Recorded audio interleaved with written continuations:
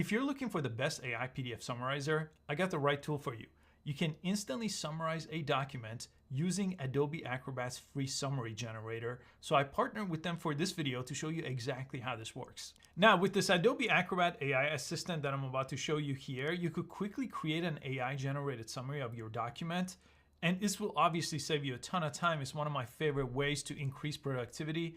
And it makes long documents really easy to understand very quickly. Now, a few things make this Acrobat summary generator really stand out. One, it's free. Two, it's web-based. Okay, so this AI tool for summarizing PDFs and other documents from Adobe works right on your browser. And Acrobat AI Assistant delivers a really clean, digestible summary in just a few seconds. You don't have to download anything. You don't have to install any apps. There's really no setup required at all. Now, let me show you exactly how this works in a few simple steps. The very first one is you want to come to this page. I'll put a link in the description. This is right on the Adobe website.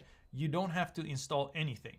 And then on the second step, you want to upload a file here for it to summarize. Now, you could upload a PDF, that's one of the options, but you could also do all these different types of files, including text files, PowerPoint, and Word docs. I'll start with a PDF example that I just dropped in here, and you could see it instantly creates the AI generated PDF summary on the right side over here.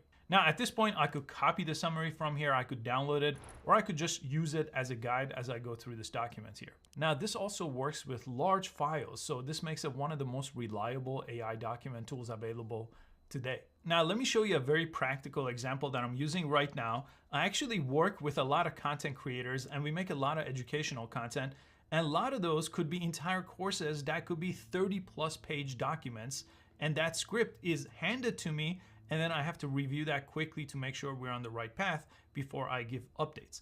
Well, with this, I could get very actionable insights in a matter of minutes rather than spending a whole bunch of time going through a 30-page document. I actually have a 34-page script right now that I got from someone that I have to go through. So let me show you how it works with that.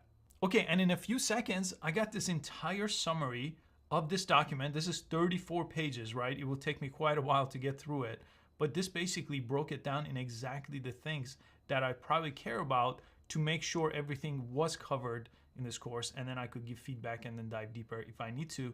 One of my favorite ways to actually use this is with these annotations. I could jump directly to that section where you got this information from, and I could have a chat with the AI assistant here on the bottom to go deeper. So I spend a lot less time digging through pages and pages, and I actually have more time to work on things that make a difference, and I work with really clear insights with this tool now. So if you've been looking for the best AI-powered PDF summarizer, Acrobat Summary Generator is the tool that I recommend. It's free, it's easy to use, it's built by Adobe, the same company that invented PDFs.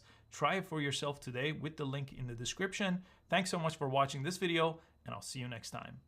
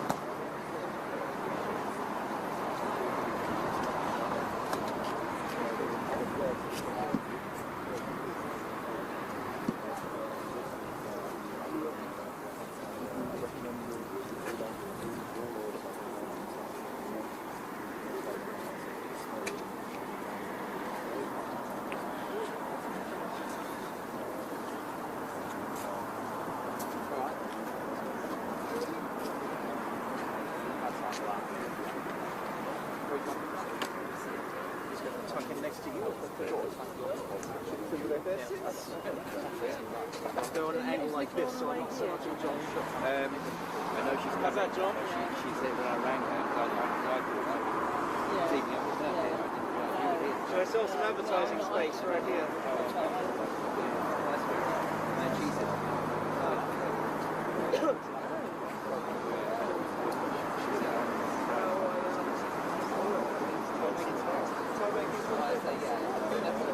it's too windy for everybody to swim. Yeah, but the idea is for Australia, because you shoot all planes, so you shoot a jet on the way. She's coming, she's driving.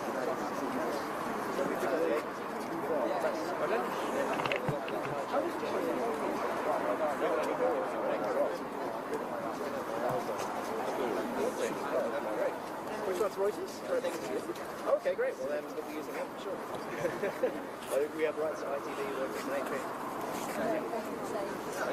Hello, how are you doing? Are you alright? Yeah, fine, yeah. I just rang in because, I felt I ought to really. So Richard and I are just at this press conference that hasn't started yet in London. So what's your plan is still to come to Washington, though? They just don't show up. Yeah. Oh, of course, back then, budgets were king. Yes. That's right, okay, yeah, sure. Oh, okay, fine, yeah, sure, yeah, okay, so we should know more by then. Are you lying? Oh, that's okay. Yeah, yeah, yeah. We must be getting a briefing or something.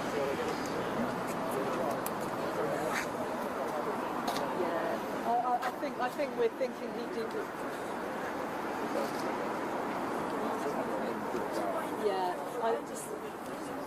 Yeah, I think everyone is, and I think we feel the need to get on a digital, which is horrendous. Yeah, but yeah. So. Okay. Yeah, I mean we've got this network here, so we don't have to worry about doing that. Well, they've been Oh my God, it's like no, yeah, yeah, sure, yeah, so yeah, yeah.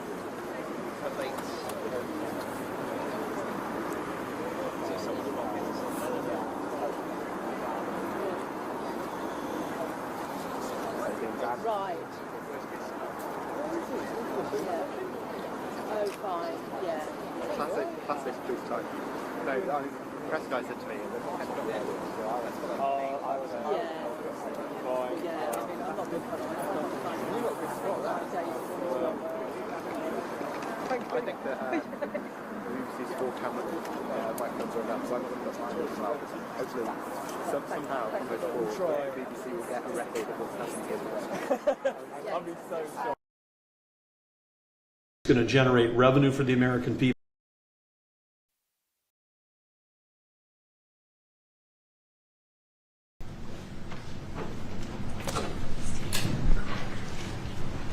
Well, thank you very much, everybody. We have a very big signing today having to do with Alaska. You had a nice weekend? We did. Everyone good? How are you doing? Do you get your hours Good. I sleep? guess we're doing 60 Minutes tonight, but I'm not sure we're going to be in the plane. We may be midstream. We'll see. But I think they did a good job. We'll let you know. We'll see how they cut it. So, do you have any questions? On Nigeria, just wanted to ask you, do you envisage US boots on the ground? Could be. I mean, a lot of things I envisage, a lot of things. They're killing record numbers of Christians in Nigeria. And they have other countries very bad also. You know that part of the world, very bad. They're killing the Christians and killing them in very large numbers. We're not going to allow that to happen. Mr. President, what's going on with Russian assets, would you say? Are you going to use those as a negotiating tool? What's Europe saying on the frozen Russian assets? So what are you planning to Is this a totally different question than Nigeria, I assume, right? Different. That was quite a turn. I'm not doing that. What happens is, I guess Europe and Russia are having discussions. I'm not involved in those discussions. Will your administration provide Ukraine long-range Tomahawk missiles? Is that something that you're not considering that? No, not really. On Friday? If it happened, I could change, but at this moment, I'm not. What would be the final straw for you that proves that Putin is really not ready to end this war? What? What would be the final straw for you that proves that Putin is really not ready to end this war? There's no final straw. Sometimes you have to let it fight out. They're fighting it out. It's been a tough war for Putin. He's lost a lot of soldiers, maybe 1 million. That's a lot of soldiers. And it's been tough for Ukraine. It's been tough for both. Sometimes you have to let it, just get bought out. We have, I've settled 8 wars. I thought that one would be easier than some of the ones we settled. And by the way, we got 3 hostages back. The hostages were so sad. We're talking about dead bodies, which people call hostages, but I don't know what you'd call them. I spoke to the parents. We got Nutra, from New York and from the United States, and I spoke to his parents, and they're thrilled in one sense, but in another sense, obviously, it's not too great. But we're very happy to have done it. We got 3 bodies back today that they found, and we're looking for the remainder of the bodies. Are you going to go to the Supreme Court on Wednesday? What? Are you going to go to the Supreme Court for the tariffs? No, I think it's the most important decision, one of the most important decisions in the history of our country. Because without tariffs, without our being able to use tariffs freely, openly, and in every way, we would suffer tremendously from a national security standpoint. The national security of our country is at stake. It's the biggest, I think it's one of the biggest decisions in the history of the Supreme Court. Other countries use tariffs against us. If we weren't able to openly and freely use tariffs against them, I'll give you an example. China. That was going to be a disaster for the world, and I was able to settle it very quickly, very easily, because I was able to use tariffs. It's total national security. And economic health is also part of national security, by the way. But without tariffs, our country would be in great jeopardy. So will you attend the oral arguments at No, I don't think so, because I don't want to call a lot of attention to me. It's not about me, it's about our country. I'll be going to Miami. I'm going to make a speech in front of a large group of people in Miami, and said I wanted to go so badly. I just don't want to do anything to deflect the importance of that decision. If we don't have tariffs, we don't have national security. And the rest of the world would laugh at us, because they've used tariffs against us for years and took advantage of us. And you see what's happened. We've become wealthy. Our stock market hit a record high on Friday. A record high. It's hit 48 record highs during my term. And a large part of that's because of tariffs and our good trade deals. without that, you couldn't make a good trade deal. And you know, we were subject to being abused by a lot of other countries, including China, for years. Not anymore. Tariffs have brought us tremendous national security. Venezuela. Is there a deadline for Venezuela to act against these alleged drug gangs? I don't ever set deadlines. I do what I do, but I don't set whether it's Venezuela or anything else. I don't set deadlines. You said that it's not true that you've made a decision on striking inland in Venezuela, but are there actual plans for those strikes in the near future? Well, how can I answer a question like that? Are there plans for a strike on Venezuela? Who would say that? Supposing there were, would I say that to you honestly? Yes, we have plans. We have very secret plans. Who would say that? You know, what kind of a question is it? Look, we'll see what happens with Venezuela. Venezuela sent us thousands and thousands, hundreds of thousands of people from prisons, from mental institutions, drug addicts, and so did other countries. That's the bad. I mean, other countries did it too, because we were run by very stupid people, very, very stupid people. Biden was the worst president in the history of our country by far. We had open borders, and many countries, the Congo, many countries, they sent their prisoners. They sent prisoners. They sent drug dealers. They sent drug addicts. They sent anybody that they didn't want. They sent them through our country.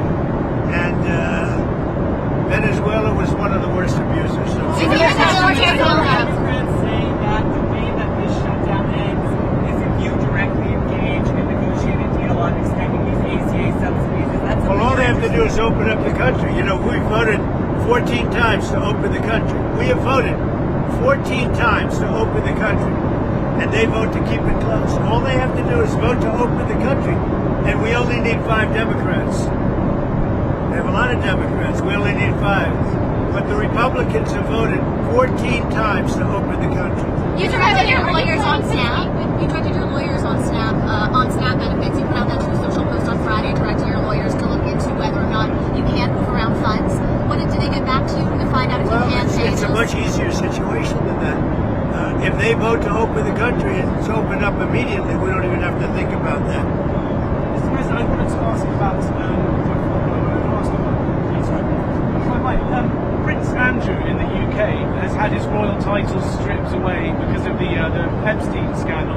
I know you're close to the royal family there. Do you have any thoughts on I feel very badly. I mean, it's a terrible thing that's happened to the family. That's been a tragic situation. And it's too bad. I mean, I feel badly for the family. Mr. President, are you still planning to meet with Jensen Huang? Have you spoken with him after your talk? Jensen Huang of NVIDIA, the CEO of NVIDIA? Yeah, I've spoken to him. What about it?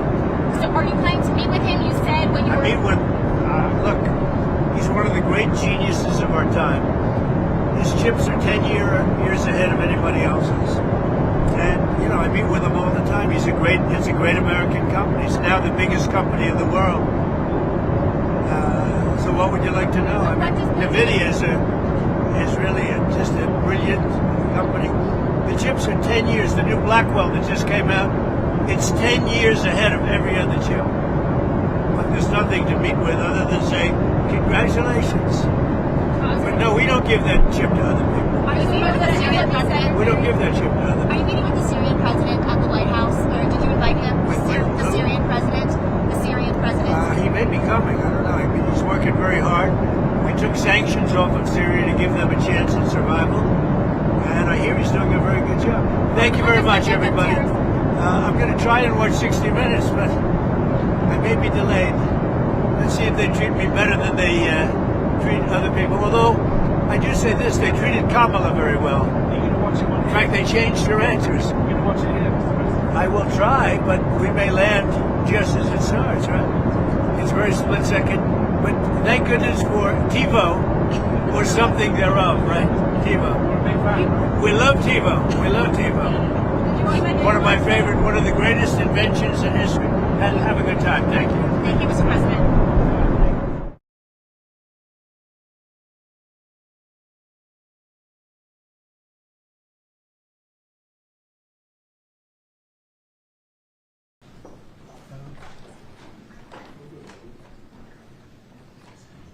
Well, thank you very much. We've had some very, really good talks today on Gaza with both the Middle East representatives and kings and all of the top leaders in the Middle East. And we had also a very good conversation with Bibi Netanyahu, trying to get the hostages back, and we're trying to get the end of the Gaza situation. It's really bad, very bad. And we think it could happen. Maybe it could happen pretty soon. We want the hostages back. We want the bodies back.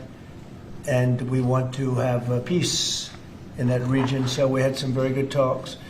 As you know, I had President Erdogan here, Turkey, and we had a great meeting today. I think we had a meeting that was very conclusive in so many different things that we wanted, things that he wanted, and that was good. We'll be announcing that sometime later, and he'll be making an announcement too. But we had a great meeting with Turkey, and they're a very respected president, and spent time. We had lunch, and we had a lot of good discussions. So those two things, and we have some executive orders today to sign that are very important for the country.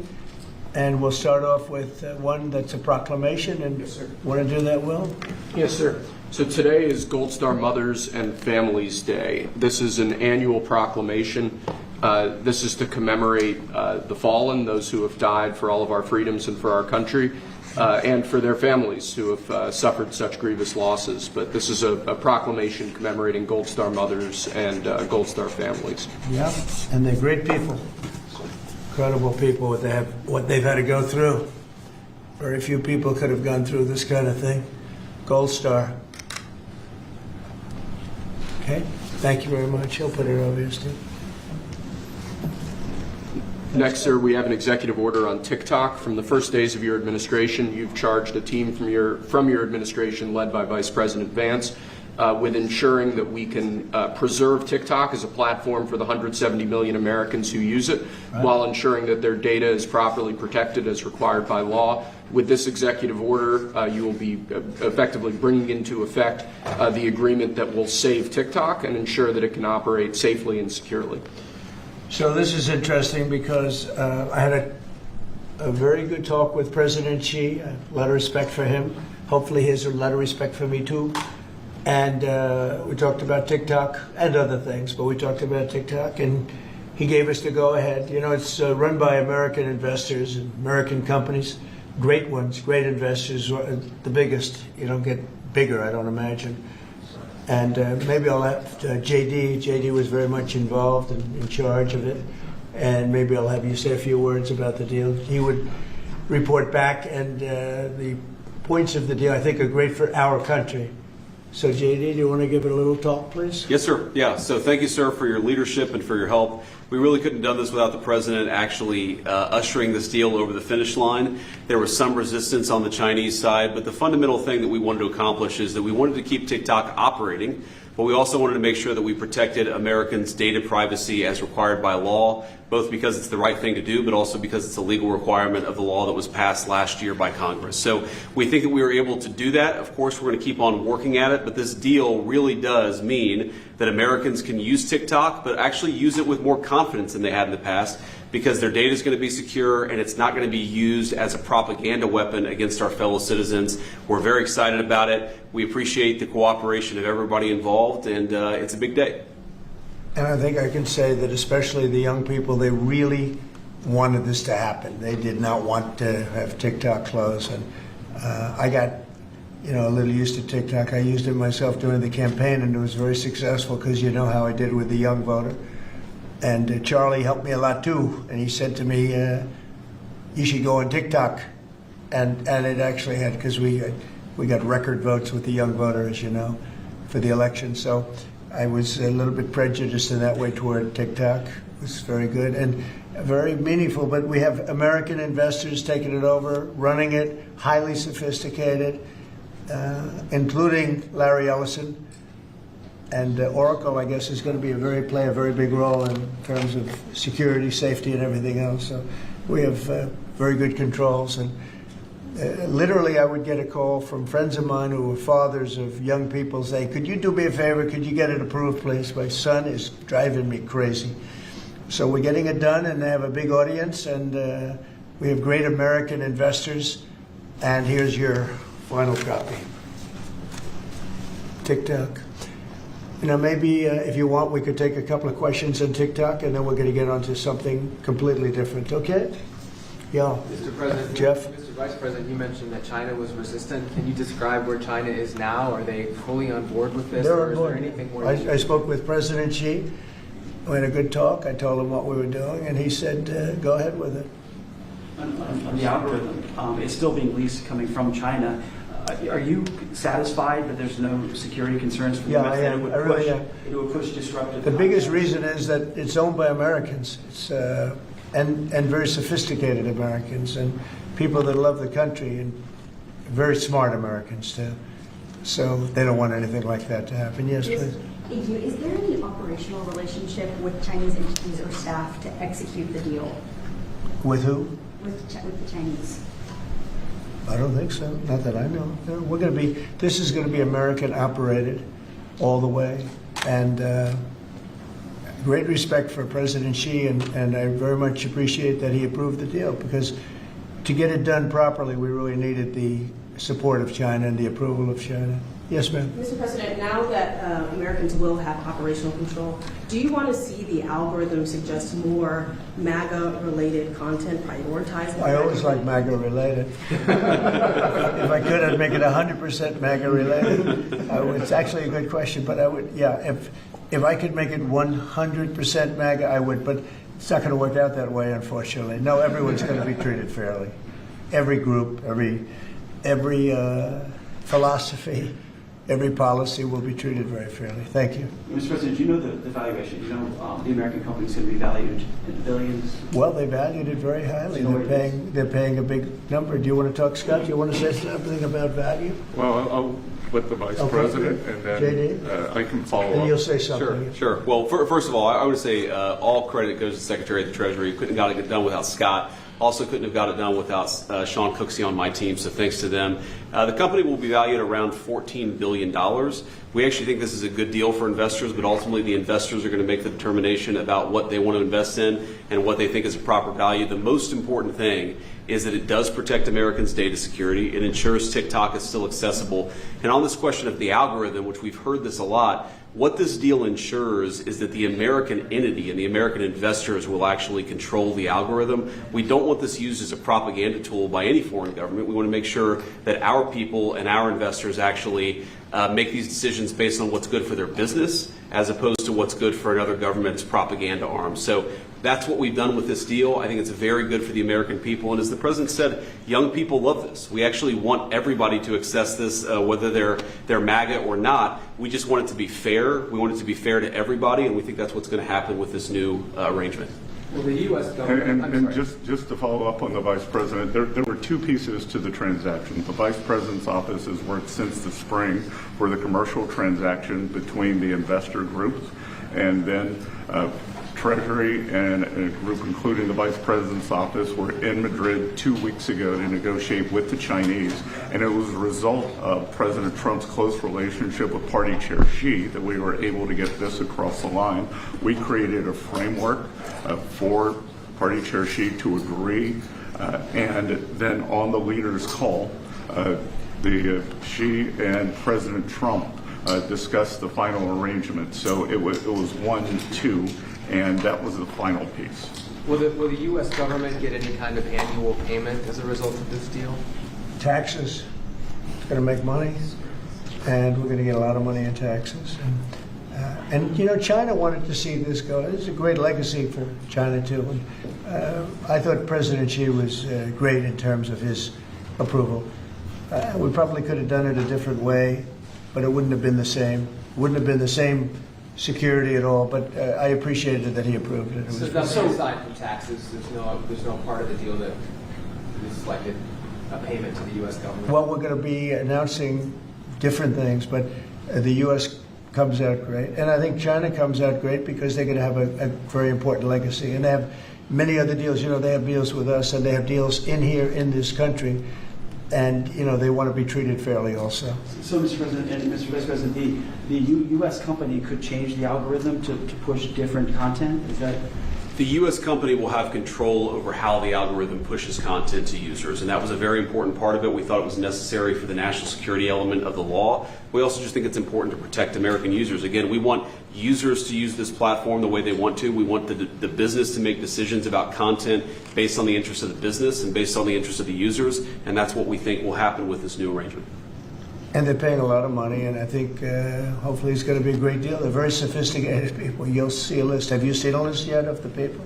Well, you've been reading about it. I know Michael Dell's involved, and Rupert Murdoch's involved, and a lot of, and let's see, we have probably 4 or 5 absolutely world-class investors that love the country. They made a lot of money with the country, and many of them are in a somewhat related business, so it works out pretty well. And they're going to be very careful about all of these questions that you've been asking. Who else beyond Dell and Murdoch?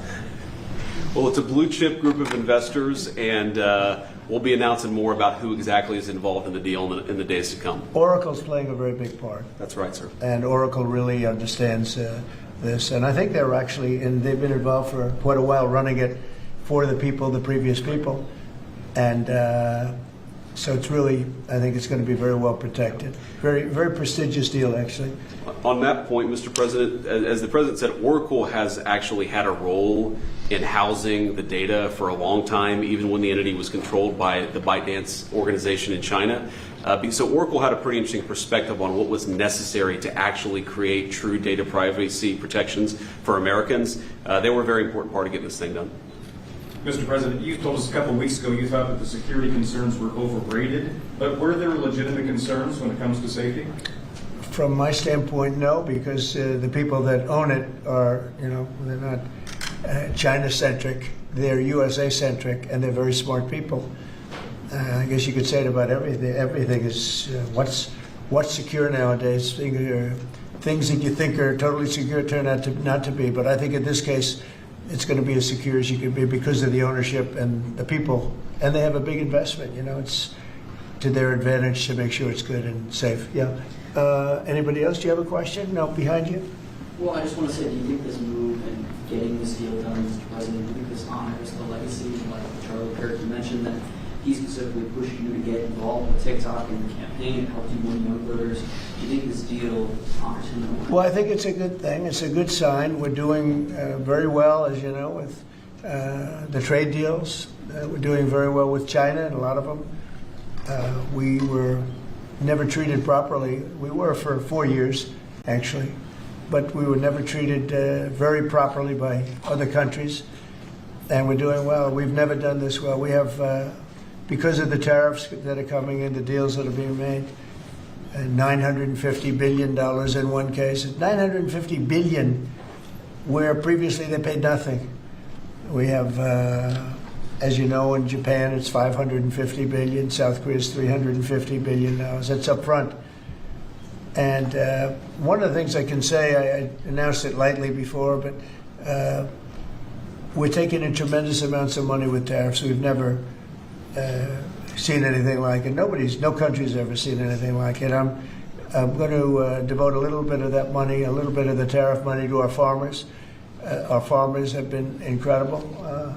They're the ones that let us survive and eat and enjoy our lives, right? Eat too much, maybe in some cases, like mine. But I will tell you, we're going to take some of the tariff money, relatively small amount, but a lot for the farmers. And we're going to help the farmers out a little bit, because during this transition period, a period where we're taking in incredible amounts of money, we'll have a little bit of a shortfall with the farmers until the tariffs kick in, because they haven't kicked in for the farmers yet. And I decided before, and I spoke to all of the people here, that I want to make a contribution out of the tariff money, a small percentage of it, but it's a lot for the farmers. It'll make the farmers feel very good, just help them through the transition.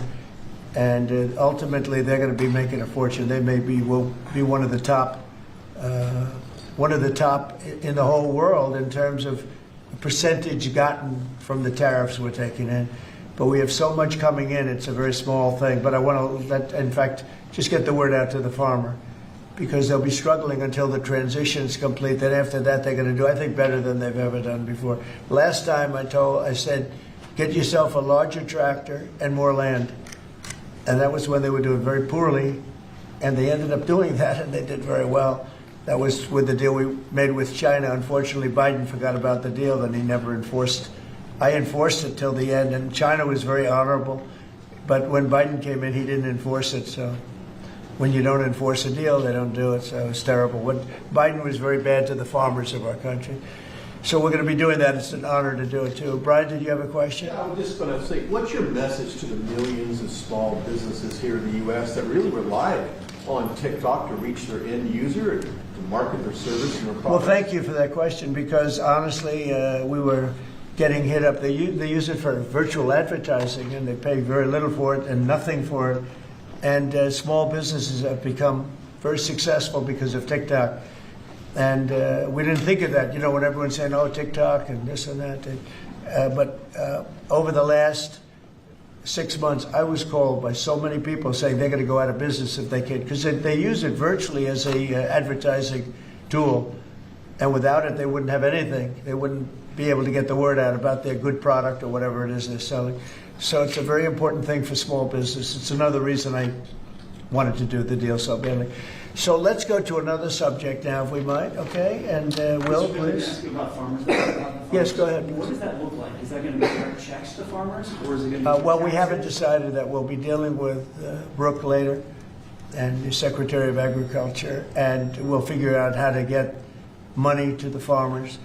And again, this comes out of the large amount, hundreds of billions of dollars of tariff money that's pouring into the country. The tariffs, remember when I said a long time ago, I said it's the greatest word, it's my favorite word in the world. Then I had to say, I was forced to say other things, and of course, rightfully so. Love, family, religion. So I think I put tariff number 5. I was forced because the fake news did a big number on me. It's one of those little, but let's say it's my 5th favorite word tariff. But it's making our country very rich. And when our country is rich, I'm able to help the farmers, and I'm able to help even other countries that are in trouble. But we're able to help people that are in trouble. Medicaid, Medicare, Social Security. It's all a benefit of this tremendous amount. And I heard numbers coming in today, Scott, where the numbers were very high, right? The economic numbers were off the charts, sir. Unfortunately, right? Because this is the only country in the world where you announce great numbers and the stock market goes down. Because when you announce great numbers, they immediately want to take that success away by raising the interest rates. Why can't you announce great numbers and let them lower the interest rate so you can make numbers? This is the only country in the world. I don't know if you heard. Could you just tell them what the number was? And how it was 3.88% growth, the biggest in years. And the important thing, as the president says, this is going to be non-inflationary growth, just like it was in its first term. So strong growth, low inflation, real wage gains. And to the question on small business optimism under President Trump last week hit a multi-year high. So small businesses, Main Street is back under President Trump. But isn't it crazy? So I saw the market was down a little bit today. I mean, in all fairness, I don't feel guilty because we've set every record you can imagine. But it was down, and I say, oh, the numbers must be good. Meaning the growth numbers are phenomenal. And again, this is during, but a little bit of the heavy, the really success and the money pouring into our country through the tariffs. And I just say, why can't we have great numbers and lower the interest rates so we have even greater numbers? So people were saying, oh, the numbers are so good, they're going to have to raise interest rates. That doesn't have to happen. And there's no inflation. We have really, the only thing we have is great success. We're having unbelievable success. So the numbers are much higher than anticipated, except for by me and Scott and some of the other people. And they'll get a lot higher than that, too. But I don't want to, every time we have good numbers, say, let's take all the juice out by raising interest rates. It's so backwards. It's so backwards. Well, Mr. President, they don't appreciate the importance of the third leg of your stool, because trade, taxes, and deregulation allows for significant upside growth without inflation. So eventually the people at the Fed will be able to focus on this like Alan Greenspan did in the 90s. You can have strong growth and low inflation, and I think we can get the stock market up, Wall Street, Main Street, both doing well. And we want low interest rates. There's no reason that every time we announce these record numbers, these numbers are way above projections by, you know, all the great geniuses out there. They knew this was going to happen. So they had 71 different people, and only 2 got it right. Me and another gentleman from, I think, my wonderful Wharton School of Finance, actually. So anyway, but I really want you to look at that. Every time we have good numbers, they say this is a good time because they're guarding against inflation that may happen in 2 years from now. We have to change. We have to change our thinking. We should be rewarded for good numbers, not penalized. So, Mr. President, is that 3.8? Is that the start of a 3% growth for the entire year? Well, you know, the number was projected at 2, because we're in a little bit of a transition period, but that transition period's ending faster than we thought on tariffs. The money coming in is much greater than people thought, and there's no inflation, essentially. There's no inflation. We just went through the worst inflation in the history of our country under sleepy Joe Biden. He was sleeping, and the inflation was really bad, worst ever. They say 48 years, I'll take that too, but I think it was probably the worst inflation we ever had because of spending and energy going through the roof and everything else. By the way, energy's way down. And you're going to really be impressed when you hear what happened today with President Erdogan of Turkey. I think it's great for both countries. I think it's great.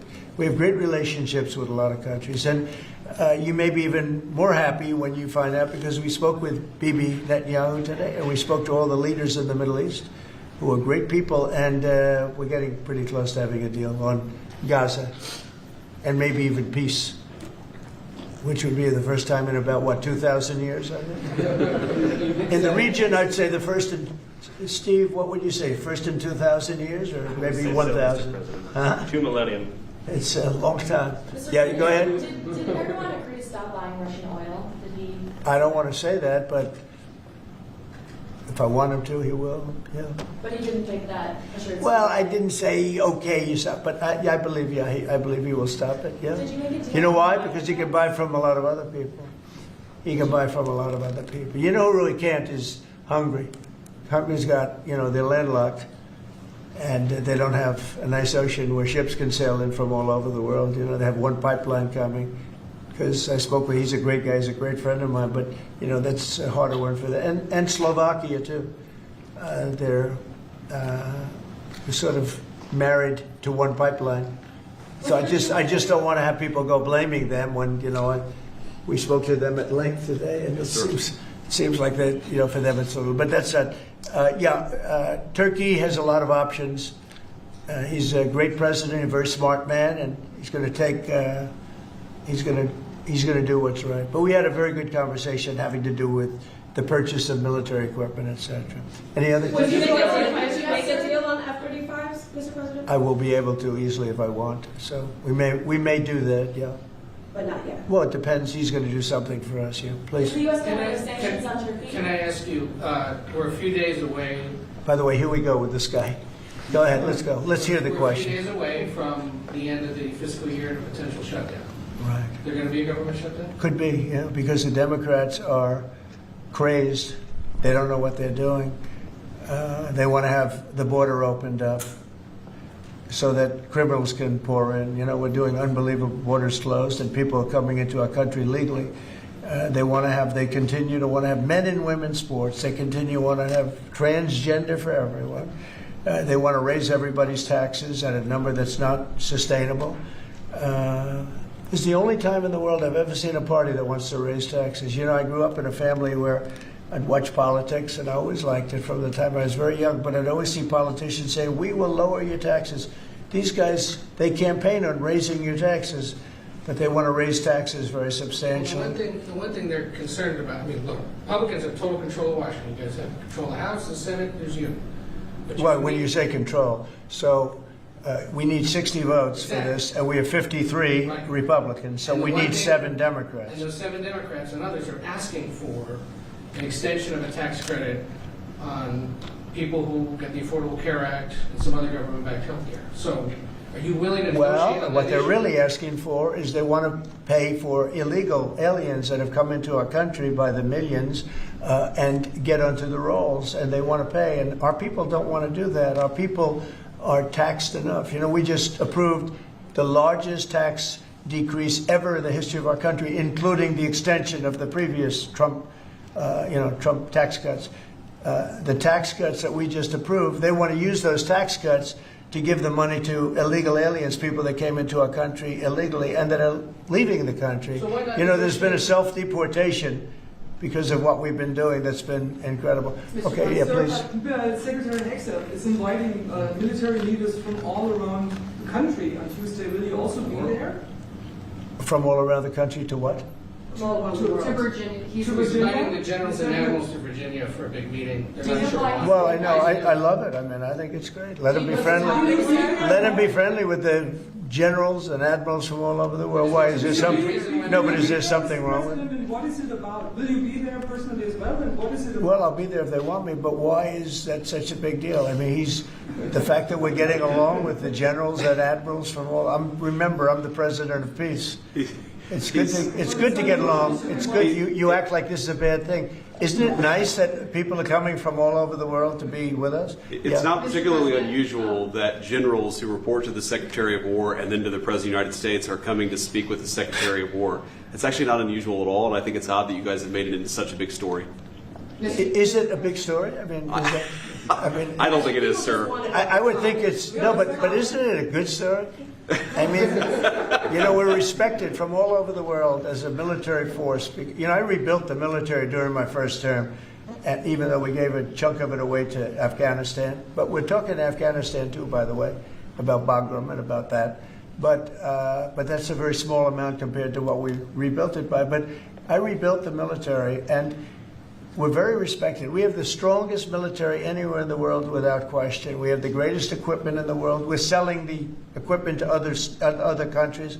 And a lot of generals want to be here, and they want to look at they're also going to be touring equipment sites. They're going to be talking about the newest weapons, et cetera, et cetera.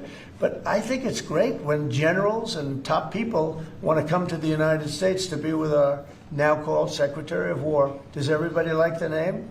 I do. You said something really interesting this week about Ukraine, that you thought Ukraine could get back all the territory that Russia had taken. Yeah, they have a shot at it because Russia. What prompted you to change your thoughts on that? Well, because I've been watching the way what Russia's been doing. I'm very dissatisfied with what Russia's doing and what President Putin is doing. I haven't liked it at all. He's killing people for no reason whatsoever. And they are doing very poorly, considering they have put it all out on the line. Their economy is going to hell. They're bombing the hell out of everything, and they're picking up a very little territory, if any. In fact, they're losing some territory. So I think it's been very bad for the reputation of Russia. This war should have been over. If this were our war, we would have had it over in 1 week. And they're getting into 4th year, Jeff.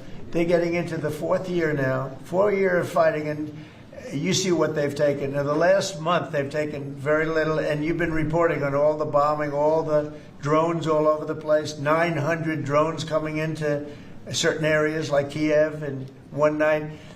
And with all of that work, they've taken over very little. So now I'm very disappointed in President Putin. I thought I solved 7 wars. In fact, we have a great leader coming. We have the Prime Minister of Pakistan coming, and the Field Marshal, Pakistan. Field Marshal is a very great guy, and so is the Prime Minister, both. And they're coming, and they may be in this room right now. I don't know, because we're late. And I said maybe they'd like to join they actually may be somewhere in the beautiful Oval Office. Yeah, please, behind you. Did you promise leaders this week that you would not allow Israel to annex the West Bank? Is that something that you? I will not allow Israel to annex the West Bank. No, I will not allow it. It's not going to happen. Did you speak with Netanyahu about this? Yeah, but I'm not going to allow it. Whether I spoke to him or not, I did. But I'm not allowing Israel to annex the West Bank.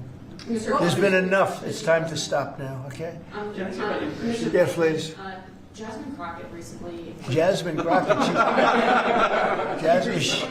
Remember when I said, is she a relation to the late, great Davy Crockett? I don't think so. Jasmine Crockett, let me tell you, before you even ask, she's a very low IQ person.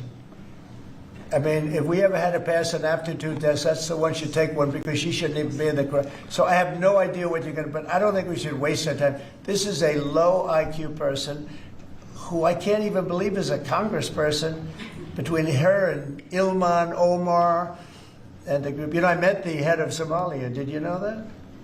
And I suggested that maybe he'd like to take her back, and he said, "I don't want her." Okay, what else? Go ahead. You want?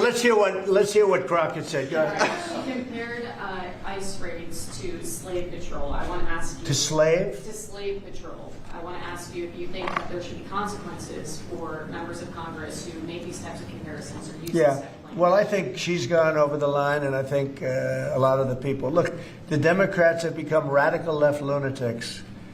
They have policies that nobody's going to buy. And, you know, I see what's going on in New York. We're going to have perhaps a communist mayor because it's split up. You know, if the people would get together and have one candidate, they'd have, I think, a pretty good chance. But looks like maybe they're not going to do that. But we're going to end up with a communist mayor. It's not even believable, my beautiful New York. When I left New York to become president, it was a great place. But it was the beginning of bad things because we had de Blasio had just started as mayor. And I said, this guy's a real nut job. Went to Harvard to teach management. Can you believe it? He went to Harvard to teach city management along with the mayor of Chicago, who went to Harvard to teach. The two of them are teaching how to manage a city manage it into hell is what they do. But that was the beginning, and now we're going to go a step further. Now we're going with the communists. Can I be honest? I think it's the greatest thing to ever happen to the Republican Party. I really do. I think if a communist takes over New York City, I think that's a gift to the Republican Party. It's sad for New York, but it's a gift. And New York will recover because, you know, sometimes you need a shock like that to straighten you out. But it's politically, it's probably a very good thing. Mr. President, immigration, crime, and the World Cup. Actually, so that's a lot of questions. You have a number of cities that are pushing back against your immigration deportation move as well as your crime initiatives. Some of those cities, I don't think they're very much pushing some of back. those cities have World Cup games. Yeah. Seattle, San Francisco. They're going to be very secure. But could those games move if they don't cooperate with your crime? Well, that's an interesting one, I guess, but we're going to make sure they're safe.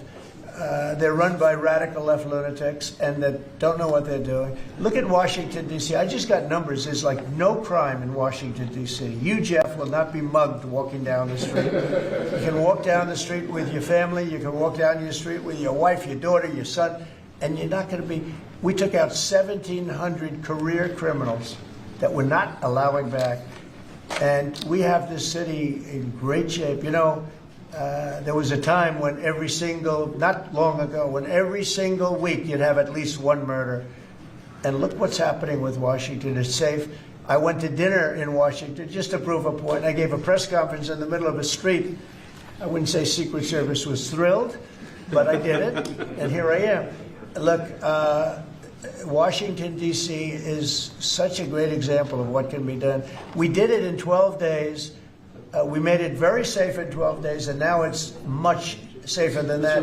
One other thing, I drove around Washington over the weekend, and I said, look at the difference. The grass looked great. Everything looked great. You know, we had a lot of our National Guard, and we didn't ask them to do it. They did it themselves. They're proud. They're great. And they were picking up paper. They were cleaning. The place looked really beautiful.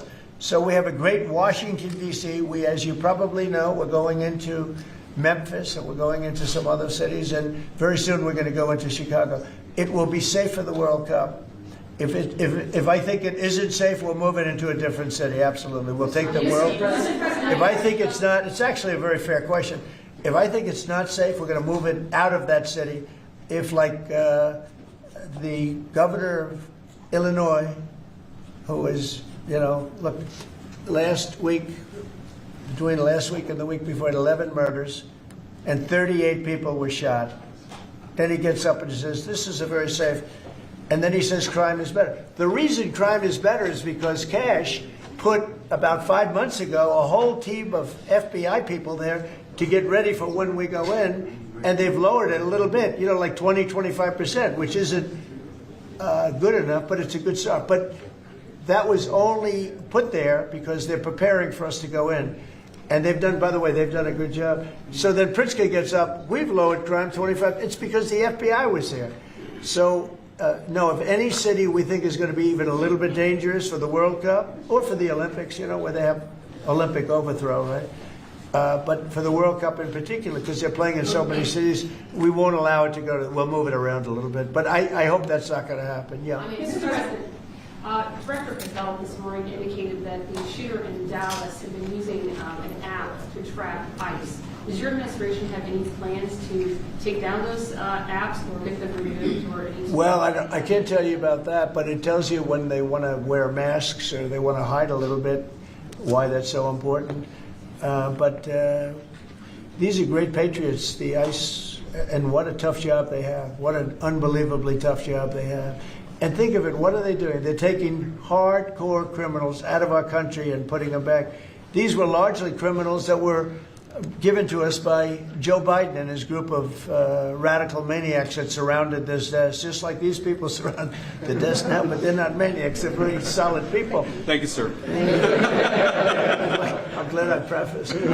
But they're great. We have a great cabinet. We have great people. And he didn't have great people. He had terrible people. Look at Afghanistan. Look at the people he had running our military. That could happen. The most embarrassing day in the history of our country was Afghanistan. And 13 young people died. They don't ever talk about the 38 that were horribly wounded with legs and arms and everything else, really horribly wounded. So the country's respected like it's probably almost never been respected before. I think we're respected at a level, and a year ago it was a dead country. We had a dead country a year ago. This country was dying. It was really in bad shape. Let's talk about the next subject, can we? One of the most powerful deterrents we have to violent crime is the death penalty. As you said, your administration has taken bold, decisive steps to ensure that Washington, D.C. is once again a safe and secure city for its residents and all who visit. This is a presidential memorandum that directs your Attorney General and your U.S. Attorney for the District of Columbia, Judge Jeanine Pirro, to fully implement the death penalty here in Washington, D.C., where the evidence and facts of a case indicate that the death penalty should be used. Okay. Everybody understand? Death penalty in Washington. You kill somebody, or if you kill a police officer, law enforcement officer, death penalty. And hopefully there won't be that. So again, it's way down. I mean, we have had week after week after week where we haven't had a murder. I said that the other day in front of the president of Poland. The press was here, and I said, ladies and gentlemen, I'd like to announce that Washington, D.C. has not had a death in 4 weeks, a murder. And he looked at me and goes, is that good or bad? He's saying, what kind of a place is this? But it's true for years. I mean, every week, essentially, somebody got killed or more than one. And this is a very safe city right now. We don't play games. And, it's interesting. We took these careers out, career criminals. They call them careers. They left the word criminal out. But we took the careers out of here. And they're now brought back to their homes, or they're in jail, or they're in a jail in another country, and hopefully they're not coming back. And we have to maintain it. You can't just leave, and we have to maintain it. We've gotten along fairly well with the mayor. She's getting a party that hates that the city's becoming safe. I mean, they're actually criticizing her because the city's becoming safe. But this is right now a very, very safe city. This went from the most unsafe city in the country to the safest city in the country. There's no city any safer. That's a pretty big achievement. And we really did it in 12 days. But if you add an extra week to it, that'd be nice. And, I mean, you can go out to dinner. Restaurants are booming. The restaurants were dead. They were dead. Even if you got to the restaurant, then somebody would come in and hold you up. They'd hold up the whole restaurant. They go to Uber. Young ladies in the White House, they'd call Uber for protection. They'd run to the car because they were petrified to be from the entrance of their building to the car. Now they feel safe, they're in the car, and then the car gets hijacked while they're in the back of the car. This is what we were living in. We were living in hell. People that work in the White House, every time they see me, young women in particular, they say, "Thank you, sir." And I don't even ask them about what. I know exactly. I made their lives. Now they're living in a beautiful, glamorous place called Washington, D.C. with no crime, and that's the way it should be. Okay? This is the death penalty for somebody that kills people in Washington, D.C. I think it's capital. It's a very interesting capital punishment, capital city. Right? It's capital. But this is our capital city. We can't allow that to happen. People come in from Iowa to look at the Lincoln Memorial and they end up getting killed. It doesn't happen anymore. It's not going to happen. And if it does happen, it's the death penalty for the person that did it. And this goes into effect. Yes, sir. Right? Pam, is that right? Could you speak a little bit about that? Yes, sir. Not only are we seeking it in Washington, D.C., but all over the country again. And as you saw very recently, we are now moving the inmates who were on death row, who Joe Biden or the auto pen commuted their sentences off of death row. We're moving them to supermax facilities where they will be treated like they're on death row for the rest of their lives, President Trump. Okay. That's a big statement. Thank you very much. Okay. I see some of you shaking your heads very positively. Thank you, Brian. Thank you, fellas. You said on the campaign trail that It said it. the death penalty is anybody illegal killed a U.S. citizen That's or a right. police officer. So this just reinforces your campaign promise. That's right. And most people really like it. And Washington, again, it's going to serve as a beacon because you have to do it. These are bad people. When you look at that guy, the guy that killed the young lady in the train in North Carolina, that he'll be in trial for years. He'll get a good lawyer somewhere along the line. Somebody will come along, and what he did to that young lady, and she went into that train scared. You know, when she went in, the way she sat down, she was scared to just be there. She just wanted to not pay any attention to anybody, just not be noticed. And she had her throat slit. We don't want that in this country anymore. We're not going to have it in this country anymore. Thank you very much. Next. Lastly, sir, this is a presidential memorandum on countering domestic terrorism and organized political violence. In recent weeks, months, and years, we've seen a tremendous upsurge in some highly visible but also other acts of domestic terrorism and organized political violence being perpetrated by radical, politically motivated groups all over the country. What this presidential memorandum will do is set off an administration-wide response to that, ranging from the Joint Terrorism Task Forces to other components of the Department of Justice, to the Department of Homeland Security and the Department of Treasury. We're looking at interdicting these groups, preventing them from performing acts of violence, and also looking at sources of organization and funding and support that prop them up and allow them to do the acts that they have been doing. We're looking at the funders of a lot of these groups, and you know, when you see the signs, and they're all beautiful signs made professionally. These aren't your protesters that make the sign in their basement late in the evening because they really believe it. These are anarchists and agitators, professional anarchists and agitators, and they get hired by wealthy people, some of whom I know, I guess, you know, probably know them. And you wouldn't know it. You're at dinner with them, everything's nice, and then you find out that they funded millions of dollars to these lunatics. Steve, could you say a couple of words? Yes, Mr. President. This is a very historic and significant day. This is the first time in American history that there is an all-of-government effort to dismantle left-wing terrorism, to dismantle Antifa, to dismantle the organizations that have been carrying out these acts of political violence and terrorism. What we have seen, if you look at whether it be going back to the riots that started with Black Lives Matter and all the way through to the Antifa riots, the attacks on ICE officers, the doxing campaigns, and now the political assassinations, these are not lone, isolated events. This is part of an organized campaign of radical left terrorism. It is structured, it is sophisticated, it is well-funded, it is well-planned. There is really no parallel like this to anything else in the country right now. There is an entire system of feeder organizations that provide money, resources, weapons, And when they're attacking ICE officers, they're attacking federal buildings, or they're isolating public officials for harassment, doxing, intimidation, and ultimately attempted assassination, it is all carefully planned, executed, and thought through. It is terrorism on our soil. Because of this executive order, Cash and Pam are going to have the tools they need, working with Scott, to take these organizations apart piece by piece. And the central hub of that effort is going to be the Joint Terrorism Task Force, or JTTF, which sits inside the Federal Bureau of Investigation. But for those at home who are worried about terrorism in this country, they need to understand, because of President Trump's strength, because of his vision, because of his leadership, we are now going to use the entire force of the federal government to uproot these organizations root and branch. And again, that's only possible because of President Trump and his leadership. Thank you. Steve Cash, please. Yes, as Steve was saying, Mr. President, thanks to your leadership, crime is going downward in a tremendous fashion, and that's what we want for every city in America. And the FBI's premier flagship enterprise, the Joint Terrorism Task Force, are honored to lead this initiative with our partners at Treasury and Homeland Security, because our citizens are being attacked by, as Stephen said, organized violence, and it's being paid for, not by them, by other people. So what we are going to do, combining forces as Scott and I have done in these last few months, is follow the money. People and organizations have collected funds and put them out into the streets of America and organized violence across our country. And thanks to your recognition of this and this executive order and the AG's leadership to lead out and prosecute these individuals, we are properly going to chase them down like the domestic terrorists that they are, and our streets and our communities are going to be safer because the JTTF and the FBI and Treasury and DHS and DOJ are going to combine forces like never before to root out this new evil that is perpetrating our criminal activities across our societies.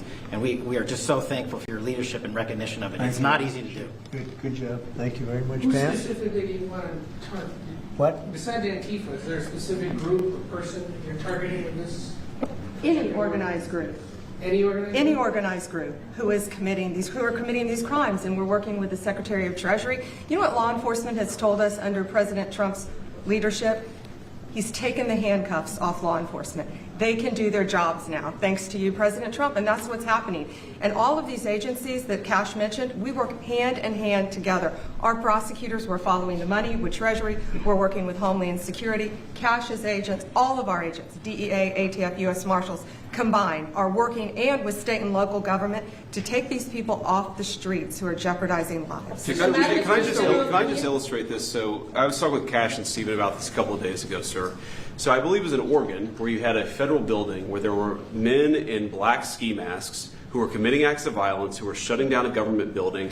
To the president's point, they don't come from nowhere. These are paid people. This is organized. They're committing acts of political terrorism on American soil. And it's time we had a government that looked out for the American people rather than the people who are committing violence against the American people.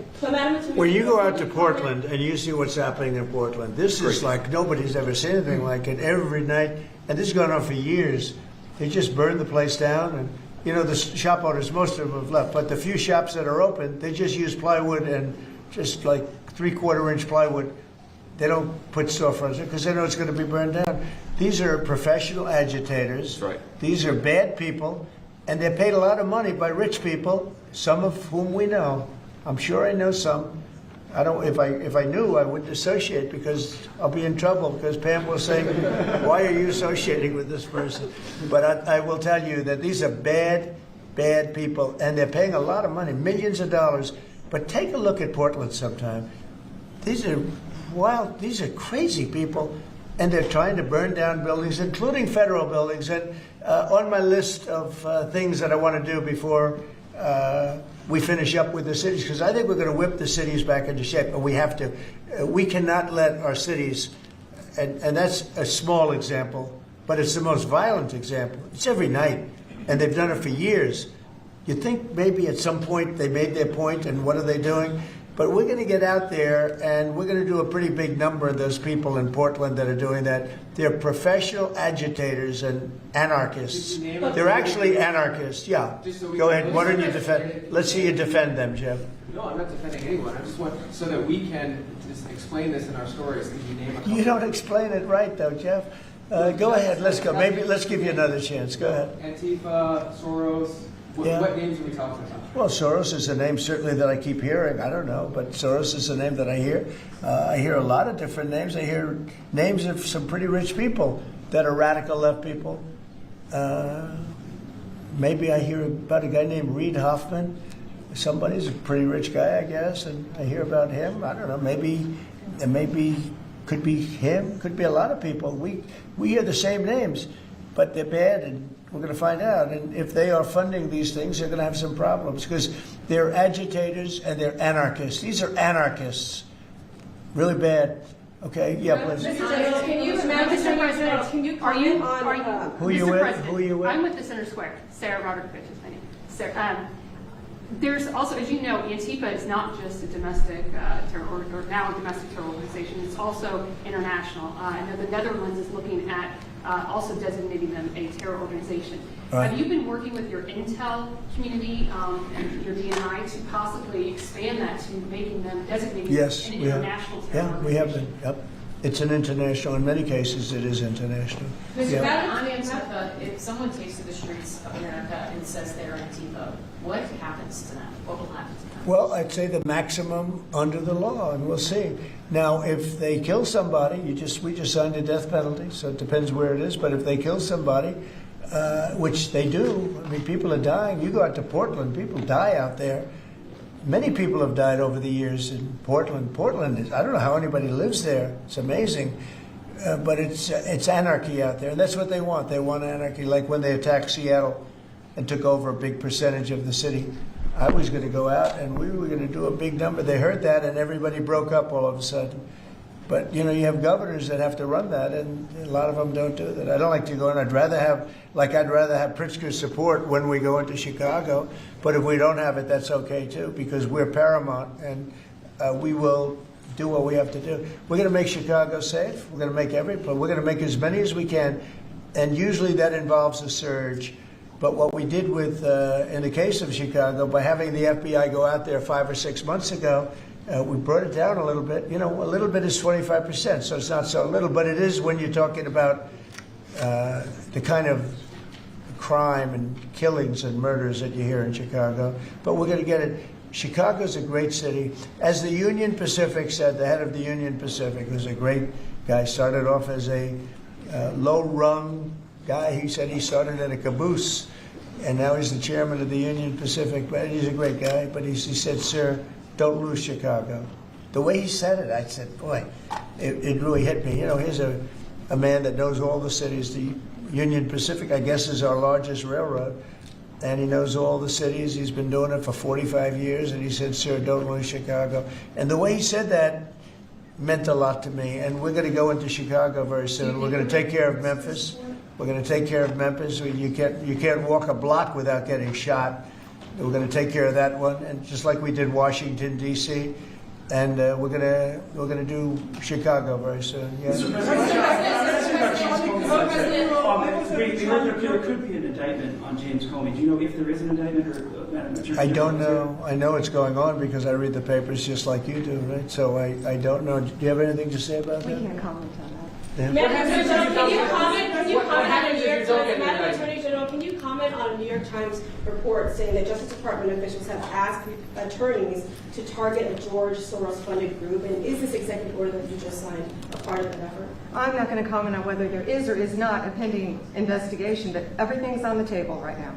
I don't think anybody has to ask, because if you look at Soros, he's at the top of every. In fact, sometimes they say, could he be involved in this many things? But he's in every story that I read. Stories that I read keep talking about Soros, and so you know, I guess he'd be a likely candidate. Thank you very much, everybody. Thank you very much. Thank you, President. Thank you. Yep. Thank you.